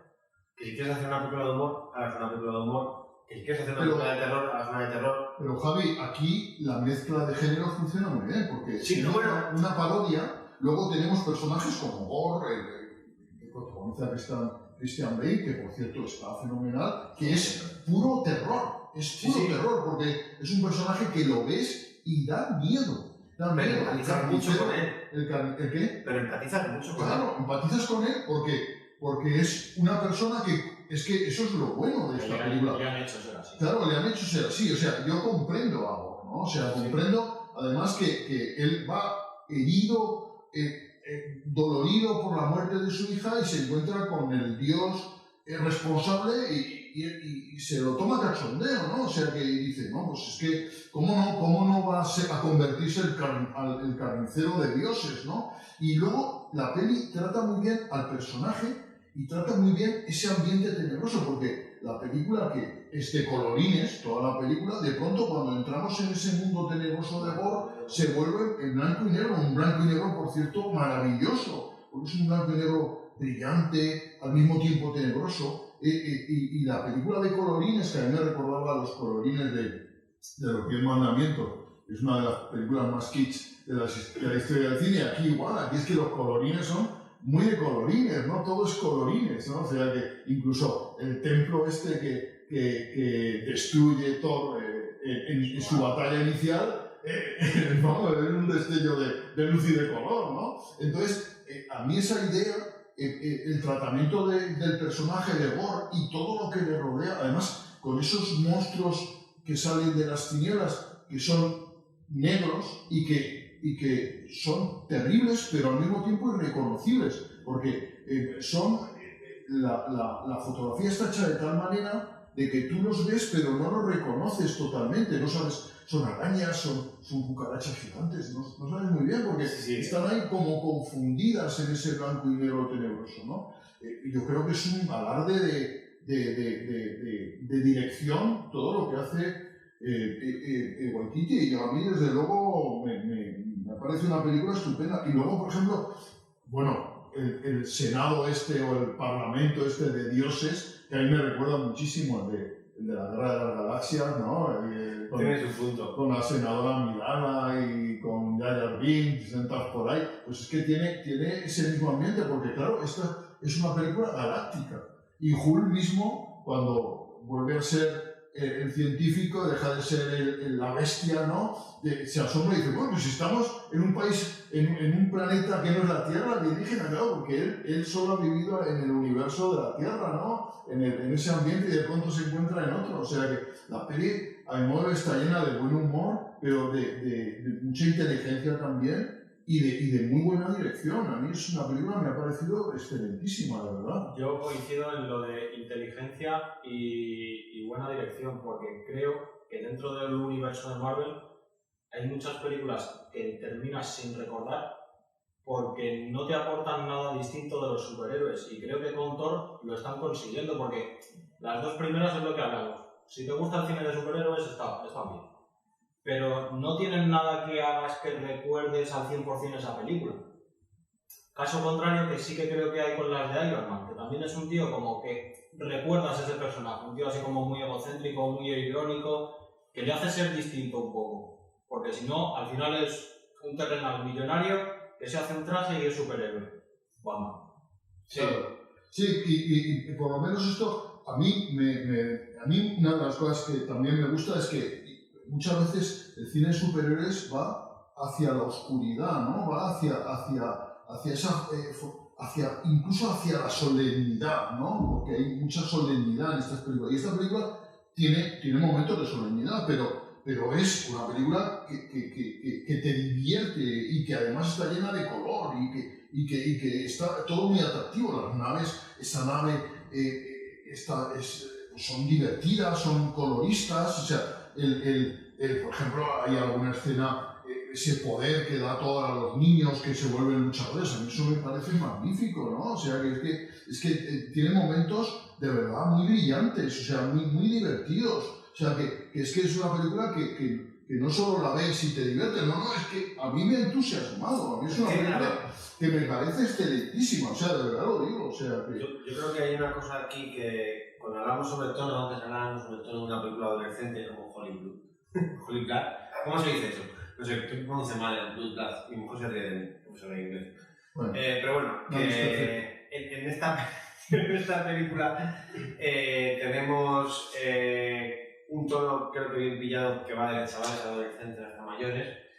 Yo no pondría a un niño pequeño de menos de 10 años a verla, porque creo que el personaje de Christian Bale puede dar demasiado chungo. Yo voy con mis nietos y ya les he advertido que el personaje ese da miedo, ¿no? Porque ese es el personaje que da miedo. Pero el resto de la película la van a disfrutar mucho. Sí, pero el principio es duro, ese personaje da miedo, que a lo mejor no funciona porque a veces, el otro día, hace relativamente poco, vi El Carnaval de las Tinieblas, una película del Disney oscuro, de la etapa oscura de Disney, de cuando la del Retorno al Mago de Oz, que hacían películas que decían, madre mía, ¿cómo está esto? Y era una película para niños, pero cuidado, y a los niños nos gusta pasar miedo, eso es verdad, que a los niños nos gusta nos gusta pasar miedo a los niños. Bueno, yo de pequeño vi Pinocho como 6 veces en el cine y las 6 veces lo pasé fatal. O sea, yo recuerdo Pinocho como una de mis experiencias más traumáticas de mi infancia y tuve muchas. O sea que, entonces, y eso no me impedía pedir volver al cine a verla, ¿no? Mi hijo es un fan de todas las cosas de Halloween. Cada vez que estamos en casa de mi mamá, tiene 4 años, ponme Mickey, que no se lo he visto en Disney Plus, hay unos cortos de Mickey Mouse que son muy heavy. O sea, hay alguno que yo lo pondría como estudio de cine de terror, porque a mí me da mal rollo, que son para niños y a él le encanta verlo. Entonces, a lo mejor le gusta el personaje de Bale porque es parte de la infancia, es tener también miedo de cosas y ver. Yo diría que es más de 10 para arriba, pero tiene un tono perfecto. Creo que Taika lo que hace muy bien, ya no es solo ser director, es dejar que cada uno haga lo suyo. Porque estoy convencido que él no dirige la acción. Estoy convencido que él no es el director de fotografía. Pero él es un tío que lo que hace es compaginar muy bien. Pero la función del director es la de coordinar. O sea, que no quiere... Una película tan grande que te ves los créditos y trabajan decenas de miles de personas, y no exagero, o sea que es así, y que hay una unidad australiana, otra unidad británica, otra unidad en Hollywood, o sea que además es una película multinacional, o sea que pues se le ha hecho una labor de coordinación. Hay directores que se empeñan en dirigir la acción ellos. Sí. Yo perdóname, digo, una película de este tamaño es imposible que uno se dedique a algo específicamente. Uno tiene un director, aquí tiene que coordinar y dejar a los demás que trabajen. Y luego tiene su parcela en la que puede dejar su huella. Claro. Que es lo que digo, que es lo que hace muy bien Taika, creo yo, que es él sabe cuál es su parcela, que es el humor y la capacidad que tiene para unir humor con tragedia. Sí.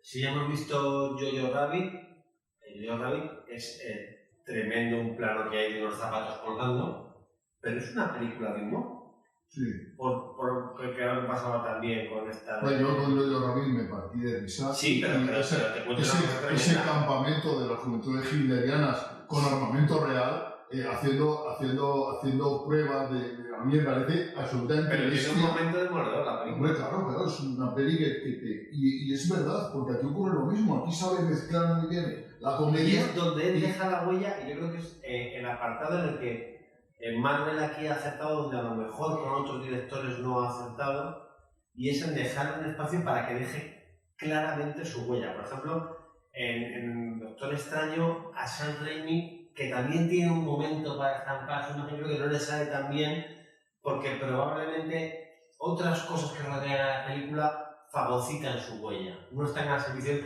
En Doctor Extraño tiene que mostrar ese multiverso, tiene que mostrar ese no sé qué, y sus momentos se diluyen. Pero aquí Taika sabe como todo lo que hay alrededor agruparlo y que su huella siga por encima de todo y el tono que él le pone. Y es un tío que cree que por el humor y por el amor se puede salvar la tragedia, incluso la tragedia tienes que vivir con ella. Y eso en la película también se ve. Sí, me gustaba. Hay un mensaje al final, yo creo, estupendo de la película, que es el amor, ¿no? Que triunfa al final, el amor. El amor, aunque te vengan maldadas. Claro, aunque venga maldad. Y luego el personaje de Natalie Portman a mí me parece muy bien construido. Ese personaje que además apuesta en su etapa final dice, voy a vivir, aunque sea a costa de morirme antes, voy a vivir momentos espectaculares, ¿no? Que yo creo que es una apuesta estupenda, ¿no? O sea, que yo creo que empatizas mucho con ella, ¿no? A mí me gusta mucho además que se juegue, Jane Foster, que se juegue con su, que me equivoco, ¿no? Jodie Foster, dicen Jane Fonda. Yo creo además que es un acierto porque ese personaje tenía que morir al final de la película. Sí, esto puede notar. Tenía que morir porque al final habría sido muy cínico que una película que le está diciendo que los dioses no te van a solucionar los problemas, a alguien que tiene cáncer viniera un poder divino a salvarlo. Luego está lo de la vida del más allá, en la escena post-crédito, Sí, bueno, que lo puedan traer, ¿no? pero lo importante, lo que dice Ramón, el mensaje de la película es que tienes que vivir la vida, como puedas, como sea, que a lo mejor que le cae mal a esta mujer y cómo la afronta ya, está claro que si alguien tiene cáncer de verdad, Dios no lo quiere, ver la película y se va a morir, esto le va a salir superficial. Pero tanto que está cogiendo eso para hablarte de otra cosa. Sí, pero por ejemplo retrata muy bien Natalie Portman enferma, sale enferma de verdad, Sí. O sea que y eso no se banaliza en la película, o sea, eso está muy bien, porque en una película con este tono, coño, podemos decir, joder, ¿qué se ríe de eso? No se ríe de eso en absoluto, lo toma muy en serio y yo creo que su personaje tiene esa oportunidad de decidir en qué hacer, ¿no? ¿Qué hacer? Vivir menos y tal, pues elige, ¿no? O sea que, bueno, y a mí me parece bien, o sea que la otra opción también me parecería bien, pero el personaje... Claro, eso es lo que me refería, que al final no te puedes tomar esto como una forma de qué es lo que tienes que hacer. No, claro que no, pero que eso está bien retratado y está bien sacado, o sea que... También te digo que tu teoría se cae un poco porque dices, tenía que morir porque si tiene cáncer, no tal, la niña resucita. Ya, pero ahí tienes otra cosa. Hay una parte del discurso que es más pegada al mundo real, que es la de Judy Foster. No, es Jane Foster. Me ha liado el puto Paul. Es que es muy difícil. Hay una parte que yo creo que tiene distintas subtextos, distintos niveles de lectura. La parte de la hija de Gore, la protagonista no es la hija de Gore que se muere por una sequía. El protagonista es Gore, cómo afronta la muerte de su hija. Lo que le pasa a la hija es para que tú veas al personaje de Gore que está jodido la vida, que solo quiere venganza y cómo al final le tienen que decir que puede ser tu hija abuelo, claro. ¿sabes? El deseo, ¿no? Tiene un deseo, y cuál puede ser, optar por la venganza total, que es el exterminio absoluto de los dioses, o por volver a elegir entre trueno o tormenta. Claro, o sea, en ese caso la hija es un accesorio para el personaje de Gore. Yo, por lo que sea decirlo así. Mantengo que, bueno, lo que dije la semana pasada, el final me gusta por un lado, pero por otro no. Porque me da un poco de rabia que me metas otra vez a Natalie Portman para luego volver a quitarla, pero bueno, eso ya es otro debate. Y me da un poco de rabia también, aunque tiene que acabar así la película, tiene que acabar con el Gore muerto, pero es que me parece uno de los mejores villanos que ha sacado Marvel. Ya no sé si yo creo que es más por la interpretación que por el propio villano. Y por cómo está construido. Pero es que es como Thanos en la primera película de... Me gusta más este que Thanos. Me da más miedo, entre comillas, por así decirlo. Me da más miedo porque Thanos era fuerza física. Aquí este personaje es ese poder mental, ¿no? El poder mental del oscuro, de los miedos de cada persona, ¿no? Y que ver a Christian Bale te lo sube a...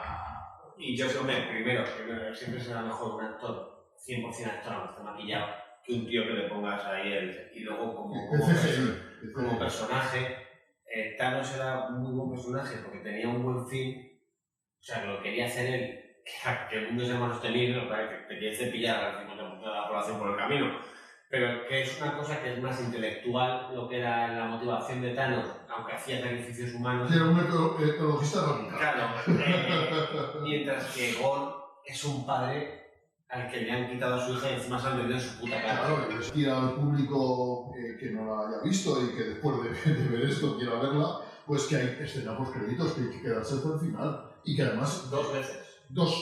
Hay una intercréditos, bueno, muy al principio y luego otra al final con postcréditos y que son interesantes. Y además a mí Bueno, a mí la segunda tampoco me parece nada... Bueno, está bien. Y luego yo decir que Tessa Thompson, que hace de Reina Valkyria, a mí es un personaje que me entusiasma, Sí, me gusta mucho. Me gustó ya en Ragnarok. Y aquí yo creo que está también estupendo, o sea, es un personaje muy bien construido. Y lo hace muy bien. Lo hace muy bien. En general los personajes no están muy bien, ya tienen su dimensión, quizá que menos sea Thor.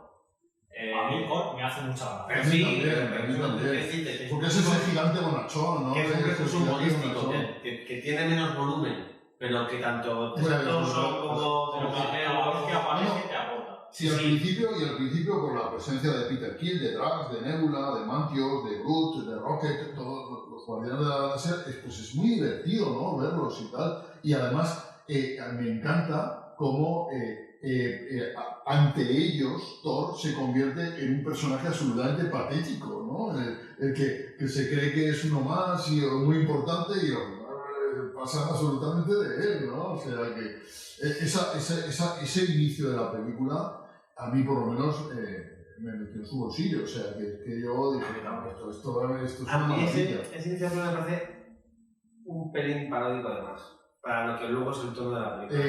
Pero a mí no me importa que lo sea, o sea, a mí no me importa. Bueno, yo entiendo que ahí te puede guiar a decir, uy, esto va a ser demasiado chorra. Y luego el resto de la película es gracioso, no es tan chorra, aunque tengas momentos entre millón y de ceros de armas. Hombre, ese momento es muy divertido, ¿no? Porque, por ejemplo, cuando Zeus le desnuda a Thor, la impresión general es maravillosa, ¿no? O sea, que ese momento general a mí me parece estupendo, ¿no? Y luego hay que tener en cuenta otra cosa, que hablamos de Natalie Portman, hablamos de Tessa Thompson, pero hay un tío que tiene muchísimo mérito, que es Chris Hemsworth. O sea, hay un tío que tiene un personaje que supone que de repente te acepte, que lo conviertes en algo paródico y que se le note que disfruta haciéndolo y que lo hace muy bien. Sí, no, tiene una discómica brutal. Es Thor. O sea, cualquier actor que tú pudieras imaginar como Thor, él es Thor. Y además me gusta, el otro día vi Ragnarok con mis nietos y ya sabes que antes del combate de gladiadores, que luego se van a enfrentar con Hulk, pues le cortan el pelo, ¿vale? Aparece este mítico personaje y le corta el pelo, ¿no? Y comenta uno de mi nieto y dice, pues no le queda mal el pelo corto. Y habrá que ver si esta versión de Thor no acaba influenciando al Thor de los cómics, porque sí, son los que se alimentan. Hablábamos hace un par de semanas que el cambio que ha experimentado el personaje de Thor en el mundo Marvel es brutal respecto a los películas y respecto a lo que al menos yo conocía en los cómics. Sí. Ese tono automático yo no lo he visto en ningún TVO donde en todo caso había oscilado entre el superhéroe terrenal y el personaje shakespeariano, ¿no? Y entonces lo que han hecho aquí, pues entiendo que es una cosa muy grande, que tiene mucho... Y yo hay una cosa que me gustaría mencionar, es el mérito de Marvel, de Disney, que le ha dado carta blanca a Waititi para hacer su película. Han sabido encajar. No creo que Marvel le dé carta blanca a nadie. Creo que al final saben encajar y además le dieron un personaje que estaba muy abajo. O sea, entonces dieron, no es como si te dan un personaje que venga muy alto pero, para que lo cambie. Pero vamos a ver, Waititi, es que aquí se ve el sello de autor. Porque esta es una película de Marvel, es una película de Thor, pero es una película de Waititi, que es que se ve que él ha metido mano ahí y que a lo mejor ha tenido que convencer a Marvel de muchas cosas, porque hay muchas cosas que dentro del universo Marvel son absolutamente rupturistas. Porque, vamos a ver, ¿cuándo nos hemos reído como nos estamos riendo de un superhéroe, de un dios como Thor? Eso es una cosa insólita. O sea, es que, vamos, a mí me parece que Waititi aquí, si al final ha sido un acuerdo, el acuerdo lo ha ganado él. Por ejemplo, hay un caso que el de Edgar Wright, que iba a dirigir Ant-Man, que no la dirigió porque no hubo acuerdo de cómo hacerlo. Y luego tienes el caso de Chloe Zhao, que hizo Eternals, y Chloe Zhao en Eternals ha hecho una película que le ha dado la gana, porque eso es más DC que Marvel. O sea, que Marvel a veces sí que yo creo que da cierta libertad a determinados actores para hacer determinadas cosas con personajes. Ahora, imagínate que dirigen a otro director para hacer Thor 3 o Thor 5, yo creo que no le dejarían cambiar el tono que ha puesto Waititi, porque ya funciona así, y no le dejarían cambiar. En Marvel lo que hace es seguir apostando por esos géneros.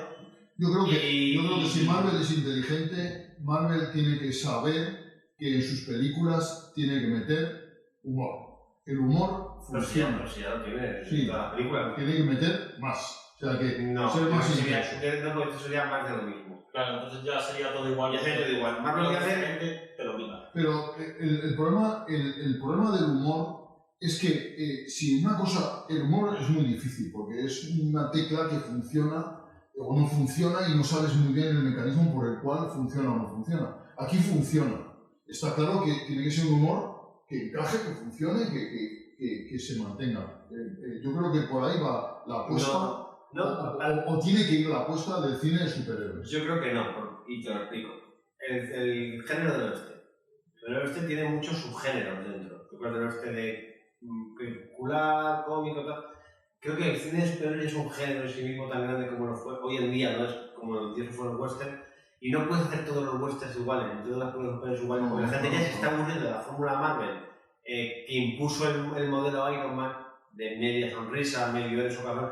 La gente ya se aburre de eso, y Marvel tiene que hacer subgéneros. Yo creo que hace subgéneros dentro de subgéneros. Ant-Man ya era una película más familiar. Doctor Extraño tenía que haber sido una película más terrorífica. Shang-Chi tiene que ser una película de artes marciales. Tiene que haber subgéneros que sean reconocibles como pertenecientes a una marca, pero y cuando coja a esos directores, ahora se rumorea a Spielberg para hacer Los Cuatro Fantásticos. Sí, el otro día lo leí, efectivamente. Entonces, pero claro, pero tienes que traerle y tiene que hacer para mí que hacer si te consiguieras convencer, un subgénero, claro, a lo mejor de ciencia ficción con Los Cuatro Fantásticos.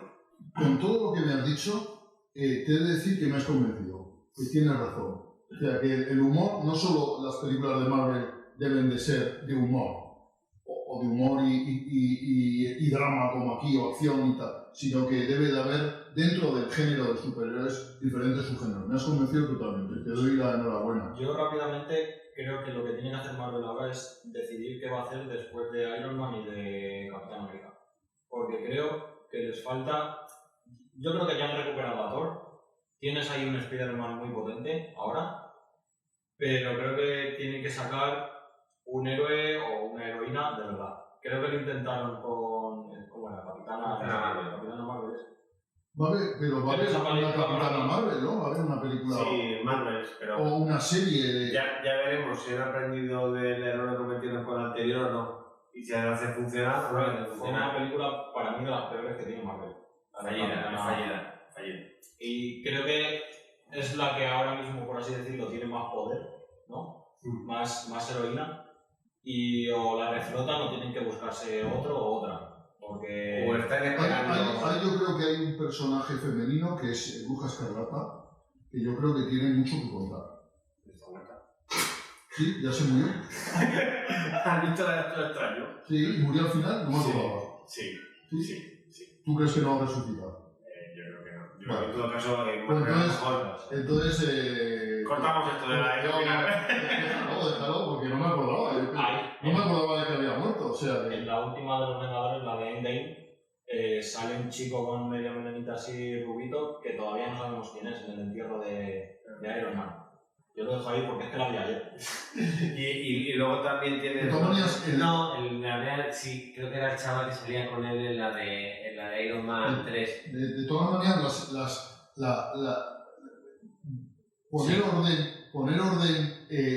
poner orden intelectual a todas las películas Marvel, o sea, centrar todo bien, a mi modo de ver es muy complejo. Creo que ellos no han podido. Ellos saben que tienen un desfase. Sí. Y entonces, a mi modo de ver es muy complejo y recordar los argumentos de todas las películas a mí me resulta totalmente imposible. E innecesario. Sí, posiblemente innecesario. Pero uno de mis retos futuros para los próximos años es volver a ver todas las películas Marvel en el orden cronológico correcto. En Disney te vienen por orden normal. Eso está, sí. No. Entonces, yo ese es un reto que tengo pendiente, ¿no? Igual que tengo pendiente ver todo lo de Star Wars, series incluidas, en orden cronológico también. Es un reto peor aún porque es más... Y encima tiene películas que no estamos en películas que, bueno, volveré a ver con mi hijo. Sí, hombre, sí, hay muchas cosas que está muy bien revisitar. O sea, Yo creo que con lo que estaba diciendo, el que quería heredar, por así decirlo, ese liderato, podría haber sido Black Panther. Porque ya habían hecho una primera película muy buena. Bueno, Black Panther es una película excelentísima. Sí. A mí no me... o sea, bien, No, pero tampoco me gusta. A mí me pareció una muy buena película de superhéroes. Y de hecho es de las que más recuerdo, lo cual habla mucho a favor. Por cierto, hablando de subgéneros, 007. Black Panther. Era 007. Sí. Era el futuro, ¿no? El cine de espías con artilugios, con cosas.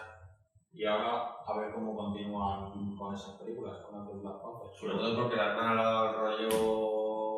Se le fue la olla, aquí va a llegar la hermana. Sí, lo que pasa es que a la actriz se le fue la olla con el tema de las vacunas y demás, y a lo mejor la cancelaban, como le hacían un Gina Carano y la cancelaban. Yo creo que en el... ¿Cómo se llama? Wakanda. En el mundo Wakanda, yo creo que ahí se puede conseguir algún buen personaje de ese universo que a lo mejor no hemos visto aún. Pero... Hombre, y en Marvel, tener en cuenta que vienen de camino los Cuatro Fantásticos y la Patrulla X. Hay mucho. Han recuperado también el personaje de Daredevil, también tiene fuerza, aunque no sea muy poderoso. Daredevil. No es un personaje muy poderoso, pero es un personaje muy carismático. Yo creo que necesitan héroes conocidos de primera línea. No tanto que sean poderosos, sino que sean héroes de primera línea. Están entrando en el terreno del cine de las odiseas galácticas, multiversos, no sé si van a ir. A mí por ahí ya se están perdiendo un poco. Bueno, Valkyria también creo que tiene una serie, ¿no? O una película, ¿no? No sé si tiene una película, no. ¿Que yo sepa? Pues es que me suena que el otro día lo leí, o sea que... A lo mejor se la hacen. El personaje tiene potencial. Sí, a mí me parece que lo hagan bien, que lo hagan mal, y hombre, se han ganado el derecho a que creamos en el plan que tienen porque les ha funcionado bien. La gente ahora lo que pasa es que claro, que nos has perdido Capitán América y Iron Man, parece que lo has perdido todo. Se siente huérfana. Es Iron Man. Ya, pero la gente se olvida de que Iron Man también tuvo películas flojas y que en las primeras fases Para mí, las dos primeras de Iron Man son de las mejores que tiene Marvel. Pues la segunda tuvo bastantes críticas y la tercera me gustó porque era sin Black, pero la tercera era lo justo de... Iron Man ha marcado Marvel, y la han utilizado como comodín en muchas películas. Sí. Tiene un peso en Civil War, tiraron de Capitán América y de Iron Man a muerte, pero ha habido películas que tampoco eran... Sí, uno de los atractivos del universo Marvel es que ha ido mezclando personajes, yo creo que con habilidad, para diríamos, por un lado, fomentar el fenómeno fan, el fenómeno seguidor, ¿no? El fenómeno incluso estudioso de Marvel, que eso está bien, ¿no? O sea que, y por otro lado, hacer que las películas sean atractivas para el público general, ¿no? O sea, porque esto gusta al fan, gusta al estudioso, pero también gusta al público general, ¿no? Ah, pues esta salía, o incluso leerme, ¿y dónde vi? Y buscarlo y tal. Ese tipo de cosas yo creo que lo ha hecho bien Marvel. O sea, ha trasladado el concepto del multiverso que tenían los cómics y del gran evento en el que lo ha trasladado de maravilla al cine y ha funcionado, y ahora lo ha expandido incluso al mundo de las series. Y todas sus películas, la peor película de Marvel es aceptable. Es que es correcto, sí. Claro, pero que le exigimos mucho. O sea, ahora mismo los foros de internet y demás tenían de gente que no hacen más que cagarse en las películas de Marvel, pero que están deseando que estén en la siguiente película. Claro, pero que son fan y que... Porque muchas veces el fan quiere una película que nunca llega, ¿no? Cada fan tiene su película ideal y como nunca llega se decepcionan, ¿no? O sea, ese es el problema también del que sabe mucho, pues, ¿por qué no ha salido fulano? Yo el otro día leía en Twitter que esta película estaba mal porque no sé qué personaje no había salido, que yo ni sabía quién era y tal, claro, pues no ha salido porque vete tú a saber, igual murió como Bruja Escarlata y no me acordaba que había muerto. Bueno, pedazo de programa que no ha salido hoy de duraciones. 6 horas, ¿no? Pues 6 horas, vamos a grabar también un día de Centauros del Desierto, ¿no? 6 horas. Ya, algún día. Bueno, pues yo me despido también a Javi Freiso y Javi Pastrana nos presenta la parte final del programa. Como siempre, vamos a dejaros con el making of de uno de los cortos de Cine Alcarria. En este caso se trata de Refugio, un cortometraje futurista que tiene algo que ver con los X-Men.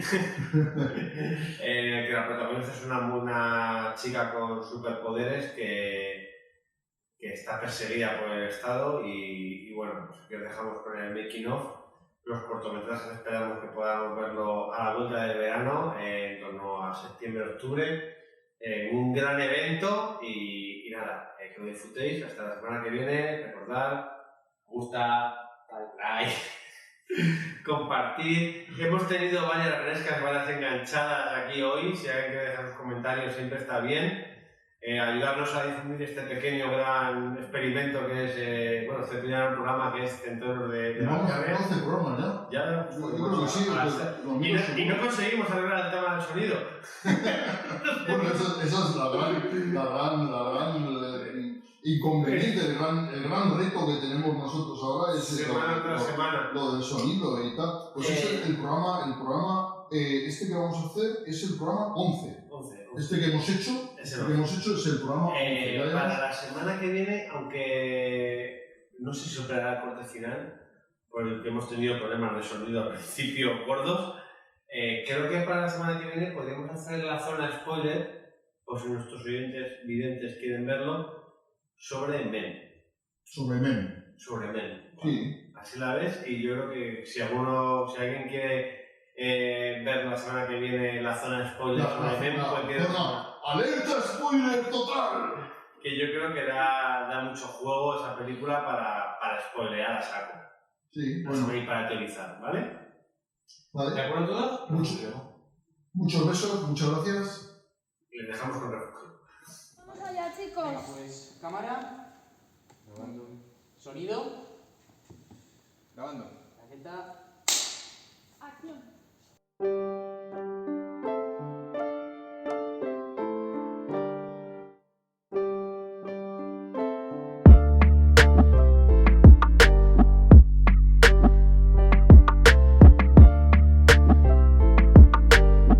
Hemos trasladado hasta la sede de la Universidad de Alcalá de Henares en Guadalajara y nos encontramos aquí con 3 de los integrantes del grupo que están haciendo un cortometraje en segundo y tercero, si no creo mal, de audiovisuales.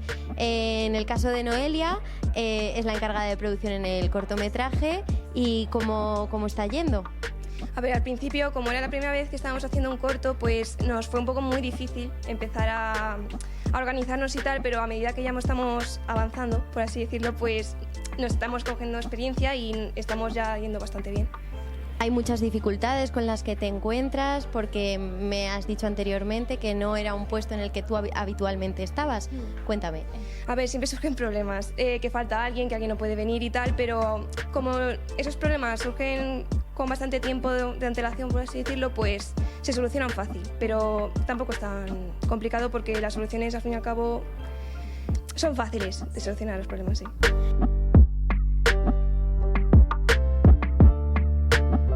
Refugio es el nombre del corto que se está rodando y Leila, bueno, en este caso Rebeca, su nombre original, es la actriz que protagoniza el corto.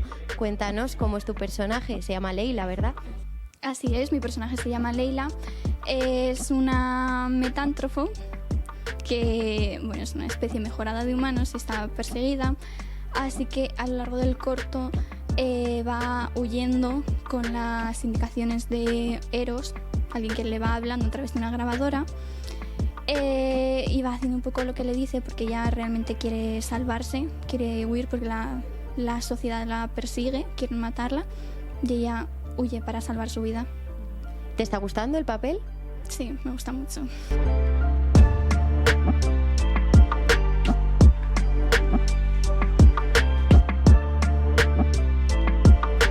Bueno, y por otro lado tenemos al responsable de arte y escenografía, que es Iván.